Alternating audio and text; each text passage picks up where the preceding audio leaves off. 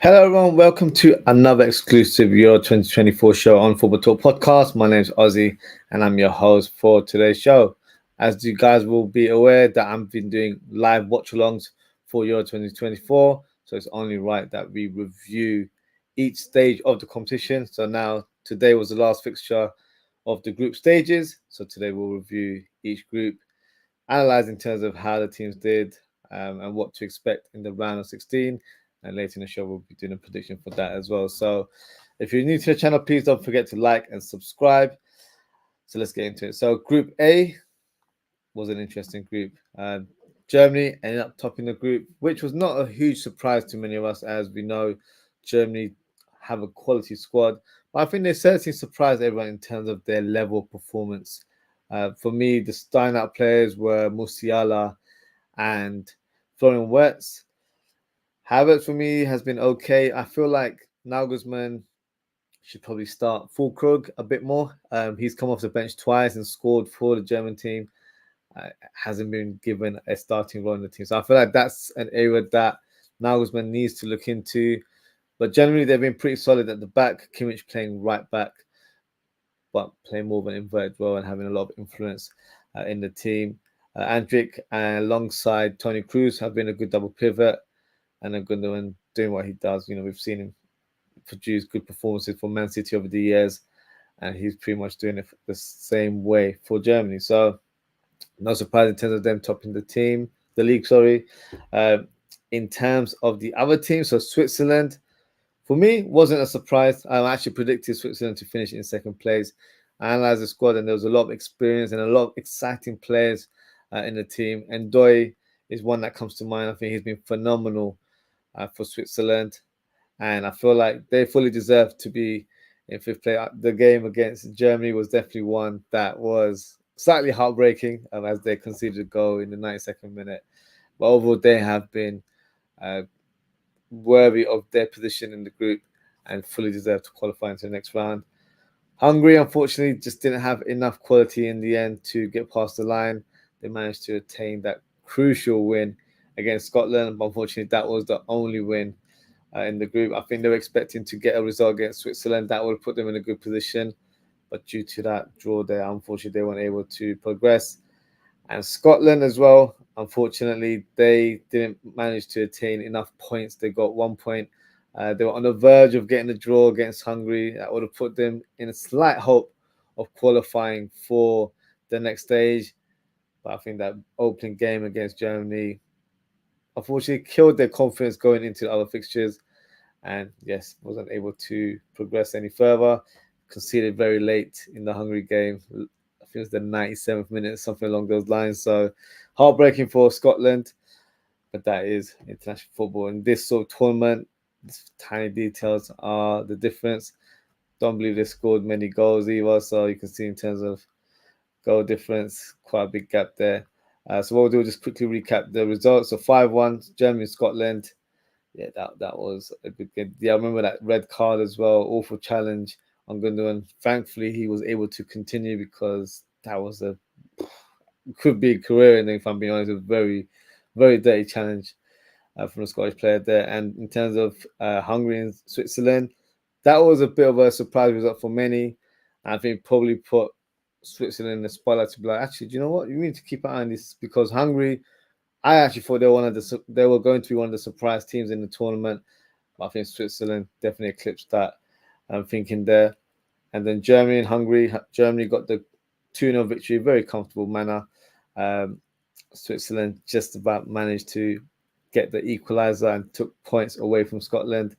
So that could have been a pivotal moment for Scotland's campaign. And then Switzerland, as I mentioned earlier on, drew to Germany 1-1.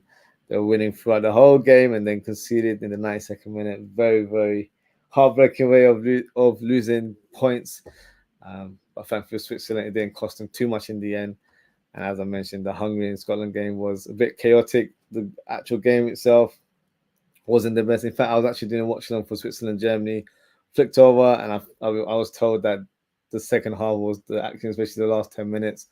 And we managed to watch it with the viewers, where Kospov scored the last minute goal for Hungary. So, if you're a Scotland fan, just to ease the pain a little bit, Hungary have not qualified for the round of 16. So hopefully that makes it feel a little bit better in terms of that defeat there. But that's the Group A there. No huge surprise in terms of how that group ended. Now, before we do Group B, just going to go through some of the comments. So Daz says, big up Ozzy. Big up Daz as always. Thank you for tuning in. Thank you for your comment. Question mark on Sunday. Would you make any changes if you were Southgate? If yes, where? Good question, Daz. For me,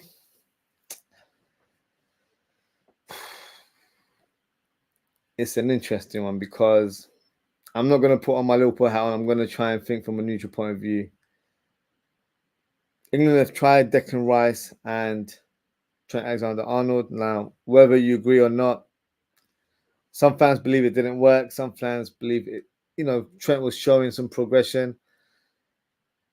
From what we can see from Southgate's point of view, I don't think he liked Trent in that midfield role. So it's a tricky one because I do feel like that role suits him. I think he can play a good game. But the problem with Trent playing in that double pivot, it's a very robust position in terms of how he's expected to play. There's no sort of tactical approach for a player like Trent to excel in this team. So with Liverpool, for example, he plays right back, but he plays an inverted one. So he's given freedom to roam around and the shape of the team changes. The English shape is very static. Whether it's a 4-2-3-1 or 4-3-3, things don't really change. So I mentioned this in the live watch along that I did a few days ago. Traditionally, in the double pivot, you would have one player that's recognized as the sitter, and the other player is the box-to-box player. In this situation, Southgate is playing 2 6s. He wants 2 sitters to protect the back 4, and then you've got your number 10, and you've got your 2 wingers and your striker. So that's 4 players that he's expecting things like magic to happen in the attacking end. So you've already limited your attacking credentials by having 4 attackers, where most teams will split their sort of shape where you have 5 defensive-minded players and 5 attacking players. So I feel like that adds a bit of creativity and a bit of dynamic sort of play amongst the team. And with Southgate's tactics that he's presented for this England team, is so ultra defensive and cautious. You think we're an underdog team. You think we're a country that doesn't have a lot of great young talent. We're not playing like a big boy team. We're not playing like a team that has some of the best players in Europe, in world football. And that's reflected in our performance. We're so predictable, so boring, so lackluster. I describe it as I'd rather watch paint dry than watch England. And I'm even contemplating if I should do the watch along into the next round, because I struggled to stay up in the last show, to be fair.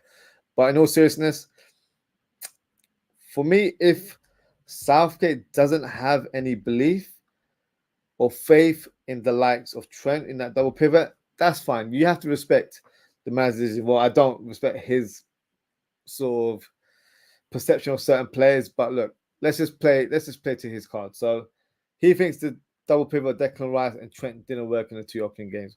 Whether you agree or disagree, that's his point of view. So fine. Trent's not an option. So what he did in the last game against Slovenia, he brought on Gallagher. Now, for me, I laughed at that selection because Gallagher ahead of Trent, it's just, it doesn't even make sense to me. if Trent was to be displaced in that team, I would have gone for Mainu because I feel like Mainu's shown good promise for his club form in terms of Manchester United last season, and I feel like he's a bit more better positioned to play alongside a Declan Rice, where he's not too adventurous, but he keeps the ball tidy, keeps the ball ticking. So he would have been a good partner alongside Declan Rice. Gallagher, decent player, but I don't feel like he's at that international level where he can make that progression. So Gallagher for me had a poor game, and I'm not just judging him based on that. I don't think it worked. Then they brought Mainu. Mainu did okay. So at this stage, he doesn't have faith in Trent. Gallagher had a poor game, and Mainu did okay. So the question is, who would you want to try? You could always try Wharton as well, but I don't think this is the sort of game to throw him in. He's probably better to come off the bench. And I feel like it's too much of an ask for a young player to have that sort of role. I know Mainu came on as a player later on, but even he's not had a starting role for the team. So that makes real sense there as well. Now, if I was Southgate, this might be out of the box, but this is what I would do. Stick with a 4-2-3-1. However, let's start from the back. I probably would have said play Joe Gomez. For me, has to start in that England defense. And haven't got my Liverpool hat on. I'm being very serious because I think he's a better centre back than Guehi altogether. But in respect to Guehi, I think he's done really well for England so far in the tournament. So he deserves to stake a claim and stay in the lineup alongside Stones. Stones has been decent. Walker, usual self, has been good as well. Trippier as a left back, I question it in two rounds. So he had a very poor season for Newcastle, and I feel like his form hasn't improved ever since. And I feel like in this tournament, he hasn't really offered much from an attacking or defensive point of view. So I would actually play Joe Gomez as a left back because when he played for Liverpool during the season, he was fantastic and actually gave us a great balance on that left-hand side, which surprised me, but he really progressed and made that role into his own. So I feel like Joe Gomez should start for this England team. Now, in terms of the double pivot, Declan Rice, I know he had a couple poor games and didn't get any abuse, but it all went to Trent. Trent was already made into a scapegoat before the tournament started, but that's another conversation because I'm going to go on a rant for a long time. I did it on my watch along. I don't want to repeat myself here, but this is why I don't wholeheartedly support England, just because of the fact that players are made into scapegoats. The Euros, when we lost the final against Italy a few years ago, you had 3 players that were black, and then they were given racial abuse afterwards unfairly. It's football. You are going to miss opportunities here and there. It's part of the game. It's part and parcel of the sport. So what they unfortunately had to deal with was unacceptable, and I feel like it shows true colors of certain fans. And I'm just going off by a small section of the fan base.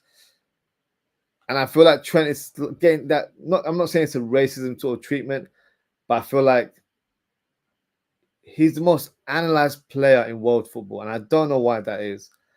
I think because he's Scouse and he plays for Liverpool, it just pretty much puts the limelight on him that, he's so gifted. Everyone knows he's so gifted, but then they have so much to say about his defensive duties. I don't see people talking about Roberto Carlos like that back in the day or Cafu back in the day. You'd applaud the attacking sense of how they played the game. But in England, I don't know what it is. We just have a notion of always putting a player down just because he doesn't live up to the certain criteria. And you have that old school mentality where right backs are traditionally defensive players. This is a different day and age. This is a modern game now. Your fullbacks provide the creativity in your team. They're like your number 10s, but from a wide area. So I feel like coaches and some fans haven't evolved when it comes to football. And I think Southgate is a coach that is deploying very old school tactics. And for me, it just doesn't flow well. But in terms of your question, what change would I make? So I'd actually go with Declan Rice. And I'd play Jude Bellingham alongside him. Now, the only reason I'm saying Jude Bellingham as a sort of like a double pivot is because as a number 10, I feel like there's too much pressure on him. But it's a position he's played alongside Declan Rice in the past. He did it for England in the Euros before and in the World Cup. So he's definitely familiar with that role. I know for Real Madrid, he plays in a number 10 role. So you're thinking he should automatically play like that for England as well, which makes sense because I'm a big fan of Bellingham and I do feel like that number 10 role should be his position. However, Real Madrid play with two strikers up top and he's playing as a number 10. So it's different dynamics. So different sort of personnel and obviously different tactics deployed in terms of how he played because he has a bit more influence. The team is actually built around Jude Bellingham in Real Madrid. It's not built around the strikers up top. So with this team, I'd play Declan Rice and Bellingham as a double pivot because it's worked before. So it's a formula that going into the advanced stages now, why not deploy now? And in terms of the attacking three or the attacking midfielders, I should say, number 10, I'd put Phil Foden in. I think that is his natural. However, I was very critical how he played against Slovenia because he was asked to play a bit more centrally and Bellingham ended up playing a bit more to the left. But when he was playing as a number 10, he kept on shifting more to the wide areas. So for me, I don't know I don't actually feel like he's a natural number 10. I feel like he's a wide player that likes to have a free role. So it's quite the opposite. So, but for argument's sake, let's just put him there. I'd have Saka on the right. The left will be a dilemma. This one might not appeal to everyone. I might put Anthony Gordon there. And I know he's not everyone's cup of tea, but what he brings to the table, there is no other player in the squad that offers that. If we had Rashford, then I would have started Rashford on the left. But Gordon is a quick player, attacks the byline very well, and his end product's decent as well. So I'd play him in the next game. Harry Kane. You'd have to start Harry Kane. But me personally, in the next fixture, and I'm just going based off the next fixture, I'm not going through like who's your best 11. I start Watkins. I feel like this team needs someone that has a bit more pace up top. Harry Kane, as great he is in terms of his clinical finishing, one of the best finishers in world football. Let's be honest. He can probably walk into most teams in Europe right now. But I feel like this is a very young and energetic England team. Unfortunately, he slows it down. Kind of similar with Portugal with Ronaldo. Same dynamics. That's why they're so static and predictable in how they play. And the correlation between two teams is not far off. So yeah, I think I've answered that question a bit too long. I went into full mode there. So I'd make a few tweaks. Let's see what Southgate does. I don't think he'll do those alterations that I've just mentioned, but hey, that's just my point of view there. Now on to Group B. Some good teams in this group. So you've got Spain, Italy, Croatia, and Albania. For me, no surprise in terms of the finishing of the group. So Spain topped the table. Italy came second. They won one, drawn one, lost one. So it wasn't plain sailing for them. Croatia thought they were about to do it, but unfortunately drew in unlucky fashion against Italy there, and Albania weren't able to notch up more than a point there. So in terms of their results, 3-0 for Spain. Spain were very impressive in that game. Very, very impressive. Yamal on the right-hand side, fantastic young player, 16 years of age, phenomenal talent. And then you've got Italy and Albania, which went to 2-1. Then 2-2 between Croatia and Albania. 1-0 between Spain and Italy. Not the most entertaining of games, but it is what it is. And the last fixture, Albania and Spain. Spain were victorious in that one. Croatia and Italy, as I mentioned. Croatia conceding the last-minute goal there. Italy managed to get the draw there. So in terms of the groups of Group A, I pretty much predicted that to the T. Group B, I believe I predicted the exact same as well. So I said Spain, Italy, Croatia, and Albania. So 2 out of 2, not bad in terms of my track record. Now on to the next group, Group C. So I've delved into England quite heavily based on Daz's question. So I won't go into too much detail again. But just to emphasize my overall point of England, yes, I see they top the group. They won 1, drawn 2. Look at the goals, 2 goals, 1 goal conceded. They've been so boring. They've been so poor. and that's down to the coach. Now, a lot of fans will say, no, the players haven't delivered. They haven't done a great job. For me, it comes from the management first. And I'm not just saying to make Southgate into a scapegoat. This has been his his approach and philosophy for a good few years now. And it's such negative football. And it's a shame because England do have some really good young players in their team that have great technique. Teams over the years for England were big and strong, not the most technical players. Now we have a good variation, very technical, very quick players that can play high pressing football, high possession football, counter pressing, however you want to phrase it. England have the players to do that, and they have the capabilities to play the best football that you see on TV. But we've got a coach who's pragmatic, who doesn't really have that vision for his team, and that's reflected in terms of the outcome. I know, yep, top of the group, yeah, 5 points. Well, 5 points is not high for a number one position in group stage. It's quite low, to be fair. So just about got 1 point more than other teams that finished third, and that's like Netherlands got 4 points and Slovakia got 4 points. So Georgia got 4 points today. So it's nothing to be that proud about, but it is what it is. I've been very critical of England. I don't think they've been very good. Let's see what they do. Denmark for me showed a great fight against England. Some good players in their team. Slovenia definitely surprised me. Managed to get 3 points on the board, and in fact have been able to qualify into the next round, as they were labeled as one of the third teams that had the highest point tally. So congrats to Slovenia. They've progressed into the next round. And Serbia, unfortunately, I thought they would have actually got third there, finished in bottom with 2 points. Now, in terms of my prediction, I did actually have England to top the group, not the way they've done it, but yeah, in position sense, I was correct. Denmark second.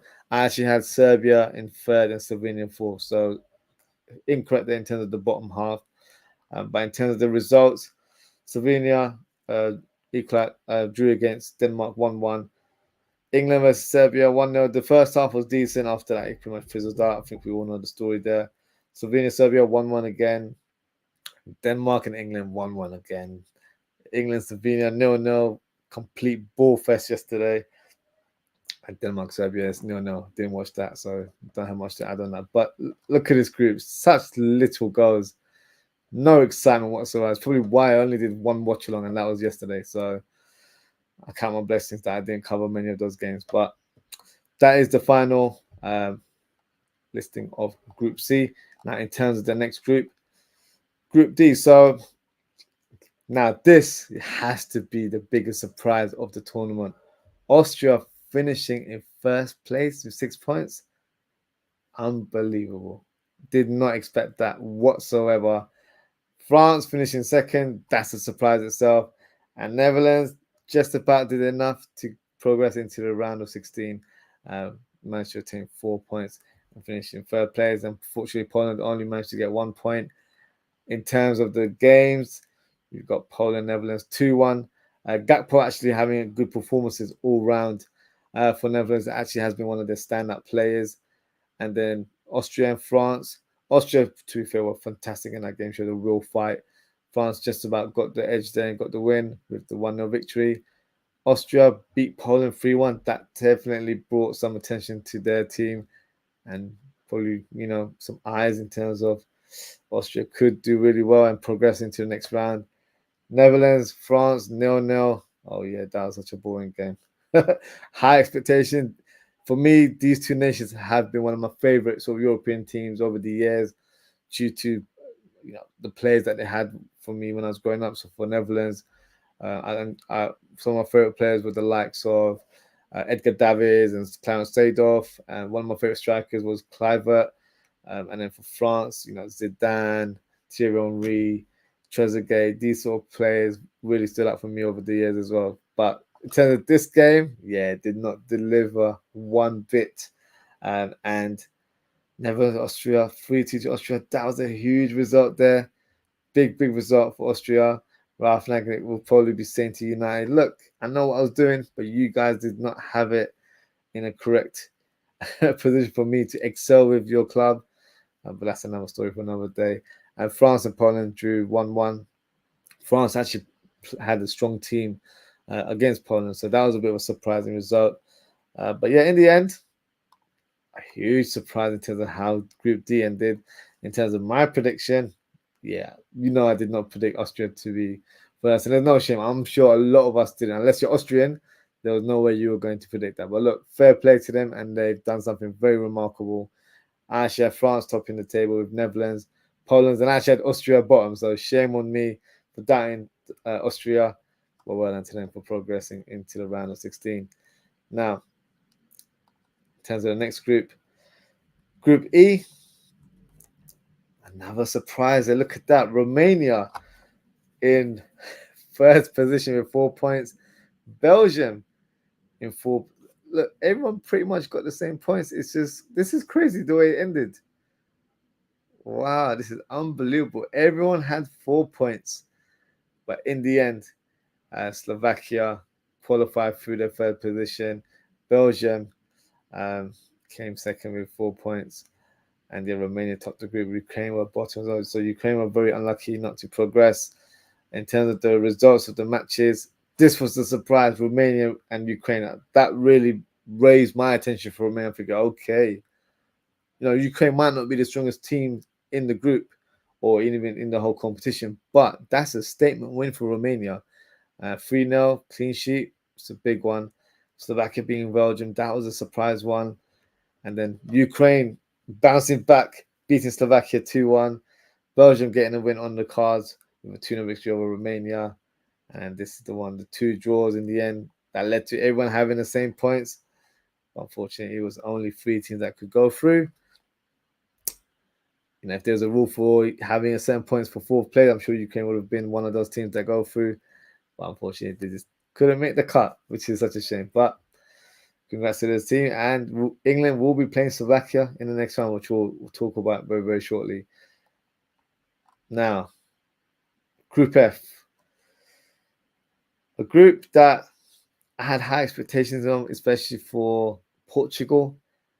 But I just made that comparison to England. I think they've been quite boring, quite awful, underwhelming in terms of how they perform. Roberto Martinez has probably got one of the best squads in the Euros, but he just doesn't know what system to pick. In a match, I'm not even joking, he's changed the system 2-3 times from 3-4-3 to a 4-3-3 to 4-2-3-1. Like today, they was playing a 3-6-1 at times, a 3-5-2. It was all over the gaff. Let's be honest. So he doesn't know what shape or what system suits his personnel, and that's a concern because it's not like he's got players that aren't of good quality. They can easily fit into a system, but it's just, I think he's trying to fit too many players in one team, but he just doesn't have the right balance. And yeah, I don't think he knows what he's doing. And I probably made a comparison which might sound awful. For me, he's like the Spanish Southgate. He just doesn't know what he's doing. And probably will be under a lot of pressure after this tournament. And I'll be very surprised if he remains as coach of Portugal because they have been very, very underwhelming. Yes, I know they've topped the group there with 6 points, but have you just watched the game against Georgia? Georgia was phenomenal in that game, phenomenal, and thoroughly deserved their win. 2-0 was the final result. And I was just hoping, and watching it with my wife, with the watch along there, I was hoping that they'd get the win, then they maintain to keep the clean sheet because it was thoroughly deserved. Great goal from Kvaratskhelia in the second minute, and then you had the striker as well coming in the second half scoring. I've forgotten his name now. He's actually top scorer in the Euros as well. Let me refresh my memory because that's going to annoy me that I've forgotten his name now.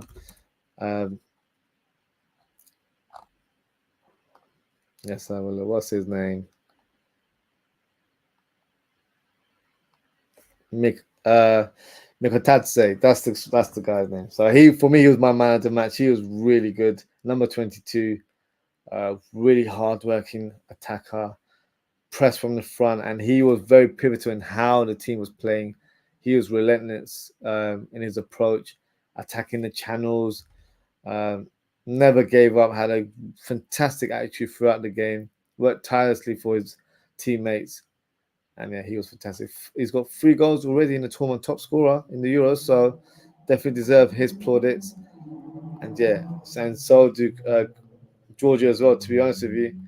Certainly surprised everyone, and they've qualified into the next round. They'll be playing Spain, so an exciting game for Georgia and their fans. An historic result today against big boy Portugal, and yeah, one for the record book. So they got a couple of days off. I'm sure they'll be celebrating this victory um, in the due course, and rightly so. Big moment for the fans of Georgia. And unfortunately, Czechia, also known as Czech Republic, finished in 4th position. So let's just revisit the group results. So Turkey beating Georgia 3-1. Oh, probably my goal of this tournament so far. Adegula, oh, what a finish. Top bins, beautifully struck by the Real Madrid midfielder. My goal of the season so far. So drop a comment, let me know if that's your goal of the season. If not, which goals stood out for you? For me, that was a beautiful goal, beautifully hit, unstoppable that was. And then the other fixture, Portugal versus Czechia, which finished 2-1 to Portugal. Portugal quite lucky to get that win, to be fair. Georgia and Czechia 1-1, and then Turkey and Portugal 3-0 to Portugal. Turkey this year will be all over the place in that fixture. And Georgia got the result today against Portugal. And Czech Republic or Czechia got 2 red cards. The match finished 2-1. Those red cards, I think, took place towards the end of the game. Also, there's a big melee happening between Souček and Kochu as well. All sorts going on. So, yeah, I did flick over the channel after the Georgia-Portugal game and just saw a lot of players on the pitch. So, not quite sure who got sent off, but yeah, bit of a madness at the end. But in terms of the group, no sort of huge surprises in terms of the outcome. The only surprise was that Georgia managed to finish 3rd and qualify into the next stage. So what an achievement that is for Georgia. And that is my group stage review. So what we'll move on to the next part of the show, and we'll review the fixtures of the round of 16. So here we go. This is the official fixtures. The timing is for Europe, so I'm from the UK, so I'll do it based on what time I'll be doing my live stream. So I'll be doing watch-alongs for the next round of fixtures as well. So the first match, Switzerland versus Italy, which is actually quite a good game to watch. That'll be an entertaining one, and that'll be a 5 p.m. UK kickoff. Germany versus Denmark, another good game. That'll be at 8 p.m. Kickoff. These matches start from the 29th, so that will be this Saturday. So we've got Thursday, Friday off, time to relax, regroup, and then raring to go from the weekend. And then on Sunday, England versus Slovakia, 5 p.m. kickoff. Actually, in terms of the 29th of June, I might possibly do Germany and Denmark as my watch-along match. And then on the 30th, we've got Spain versus Georgia. That for me is to be decided which match I do watch. I'll probably only do one. Now I'm contemplating which one to do because I don't want to watch England because I feel that's going to be a boring game. But at the same time, it's the country that I'm from, so I need to represent to an extent. And then you've got Spain and Georgia. So most likely to be England as the watch along, but to be confirmed. And then you've got France versus Belgium, 1st of July, which could be a tricky game for the French, but I think they have enough in their locker to progress against Belgium. That's a 5 o'clock kickoff on Monday. And then you've got Portugal versus Slovenia, 8 p.m. kickoff on Monday. That won't be a walk in the park for Portugal. They're so hit and miss, so I'm not even sure what to expect from them. And then on Tuesday, we've got Romania versus Netherlands, so that's going to be an interesting game. On paper, you're thinking Netherlands are going to, wipe the floor, but Romania have shown they've got credit in the bank. They've had some good results in the tournament, so they could definitely cause an upset. And Austria versus Turkey is the last fixture of the round of 16. It's an 8 p.m. kickoff for UK fans on the 2nd of July. So exciting games. I think slightly different to what I predicted in terms of my preview show that I did. So what we'll do now before we conclude, I will try and predict the outcome of the next games. So let's see how will I do.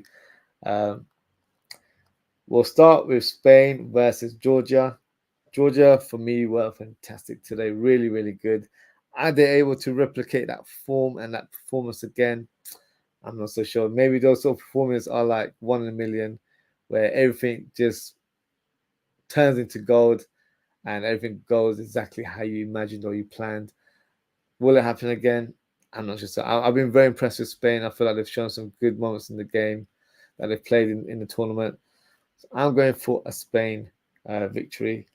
And then between Germany and Denmark, I'm going to go with the home team, and that's Germany, Portugal, and Slovenia. Even though I've not been impressed with Portugal, I think they'll just about nick the win. So I'm going to go with Portugal.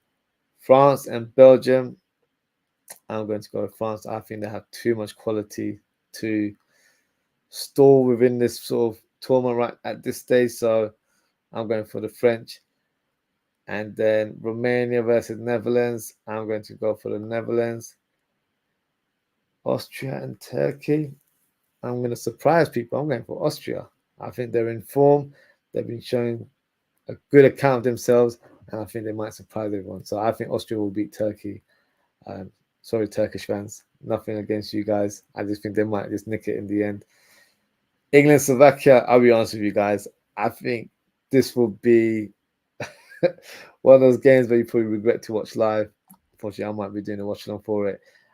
I think England will just about nick it like a 1-0. I don't see there being a lot of goals. So I'm going to give it to England. Switzerland, Italy. Do you know what? I'm going to go for another surprise result. I'm going for Switzerland to progress. So yeah, make a note of these teams. Clip it, do what you got to do.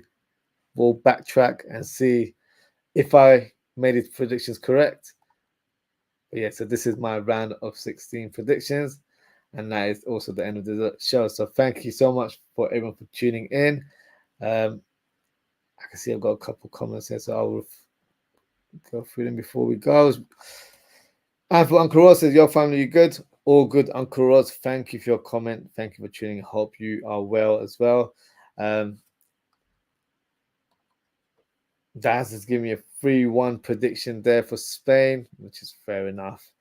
And wow, Daz is very hopeful for England. He's gone for a 3-0 victory depending on his lineup.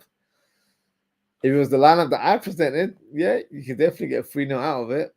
But I don't have faith in Southgate, and that's just the truth. So it is what it is. But who knows? You never know tournament football. There's always a surprise or two, which probably reflects my prediction that I just presented as well. So thank you for your comments, Daz, and thank you to Uncle Roz as well. Appreciate your engagement as always, guys. If you haven't already, please don't forget to like, comment, share, and subscribe to the channel. Now, I will be continuing my watch-along series of Euro 2024. We just went through the fixture list, so I'll definitely confirm the next two, and then over the course of the next few days, I'll upload the live streams on my channel. So whenever we go live, you've got notifications that pop up on your phone or your email, however you check these sort of details, you'll get the notification that I'm going live. So I will most likely be doing the Germany versus Denmark game, and that's at 8 p.m. kickoff. So I'll be live from 5 to 8 UK time on Saturday, and on Sunday I'm going to go for the England game. So England versus Slovakia, 5 p.m. kickoff. So I'll be live from 4:55 p.m. And then let's announce the other fixtures. So for the 1st of July fixtures, I will most likely go for France versus Belgium. That's a 5 p.m. kickoff. So I'll be live from 5 to 5 there. And then the last fixture on 2nd of July, which is a Tuesday, I will be watching most likely the Austria versus Turkey game, just because I feel like it's going to be an exciting game. So I'm going to go for that fixture.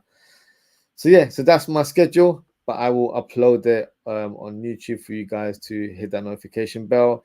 And I'll also give you updates on social media. So follow me at OZZIE'S on Twitter /X, and you can also follow me at at Aussie.ftp on Instagram, Threads, and TikTok.